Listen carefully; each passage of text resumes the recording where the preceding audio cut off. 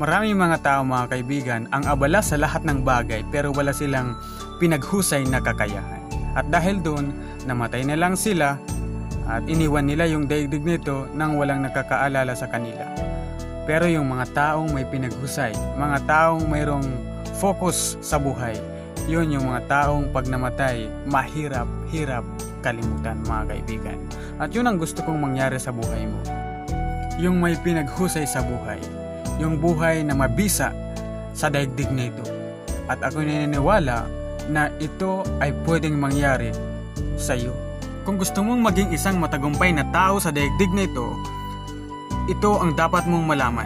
Ang pagkakaroon ng kakayahang impluwensyahan ang iba sa pamamagitan ng pagpapalakas na isinusulong ng isang maalab na damdamin at ginagabayan ng isang pananaw, ipinanganak ng isang pinaniniwalaan na may tiyak na layunin. Narito ang proseso ng pagiging matagumpay. Paligtarin natin ang pangungusap. Una, magsimula ka sa pagkakaroon ng layunin. Upang makita mo ang iyong layunin, magsimula ka sa Diyos. Kapag nakita mo na may layunin ang Diyos sa pagkakalikha niya sa iyo, makikita mo ang iyong kahalagahan at magsisimula kang magkaroon ng paninindigan. Ang paninindigan, mga kaibigan, ay pagkakaroon ng tapang na salungatin ang isang maling kalagayan. At dito magsisimula ang iyong pananaw. Ang kaayusan sa nakita mong problema ay tinatawag na pananaw. Kaya ang matagumpay na tao ay lumalakad na nakikita ang isang maayos, mas masayang kalagayan sa hinaharap kumpara sa kasalukuyan nilang kalagayan. Ang pananaw ay bumubuo ng umaapoy na damdamin. At ang umaalab na damdamin ang gasolinang magpapatakbo sa kanya. Ang maalab na damdamin ay nagtutulak sa isang matagumpay na tao na lumakad kahit ang makakaharap ay kamatayan. Ang matagumpay na mga tao, mga kaibigan, ay nakahandang mamatay para makamit ang maalab nilang damdamin.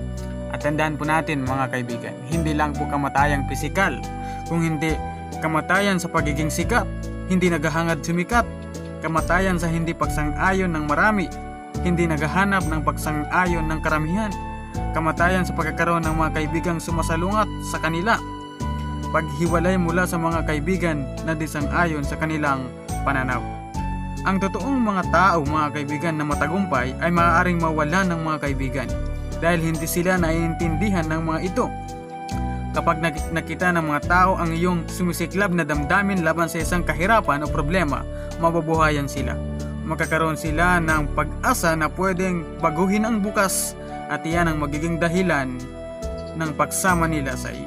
Ang pagpapalakas sa kapwa ay kalimitang mahirap para sa iba dahil ito ay kabaliktaran ng pagkontrol sa mga tao. Ang totoong matagumpay na tao ay hindi kumukontrol sa mga tao, kung hindi nagpapalaya at nagpapaunlad sa iba. Ang totoong matagumpay na tao ay hindi mga taong nakatuklas kung papaano mabubuhay. Sa halip, sila ay mga taong nakatuklas ng dahilan kung saan at bakit sila dapat mamatay. Sila ang mga nakakakita ng mga problemang humahamon sa kanila at nagpapasyang ayusin ko ang problemang ito kahit ang presyo nito ay buhay ko. Ang problema sa ating henerasyon o sa ating kapanahunan, mga kaibigan, ngayon ay ayaw nating mamatay. Gusto nating mabuhay. Gusto nating mabuhay ng may magandang bahay. Gusto nating mabuhay ng may maraming mga pera at may mga maayos na buhay. Hindi tayo nakahandang magsakripisyo at mamatay, katulad ng ginawa ng ilang mga tao sa Biblia at ang iba pang mga naunang mga dakilang mga matagumpay na tao.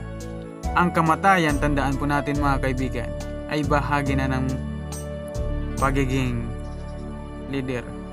Narito ang isang bahagi ng pananalita ni Martin Luther Jr. na isa sa naging sikat na leader matapos niyang matanggap ang balita na kapag ikaw ay lumabas at nahuli ngayon, hindi mo na makikita ang umaga.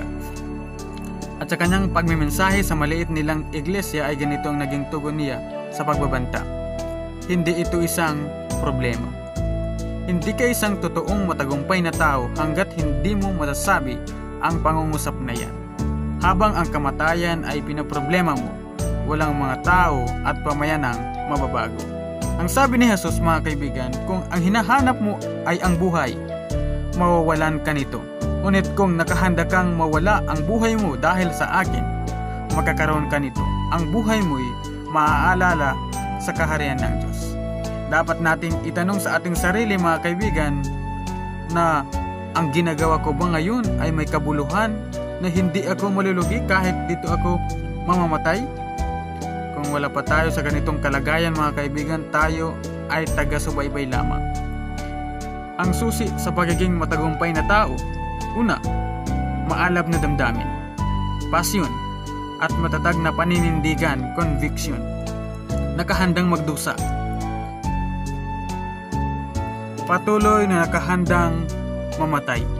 Ang kanilang layunin ay higit na mahalaga kaysa kanilang kaligtasan. Hindi ka magiging mahalaga sa pamamagitan ng iyong mga inabot sa buhay o sa pamamagitan ng iyong mga nakuha sa daigdig nito. Ikaw ay magiging mahalaga sa pamamagitan ng mga iniwan mo sa daigdig nito. Muli maraming salamat po sa inyong pagkikinig at panonood sa video na ito. Pinagpala po kayo ng ating Panginoon. Lagi po nating tandaan mga kaibigan, maunawaan mo ang katotohanan at ang katotohanan ang magpapalaya sa iyo.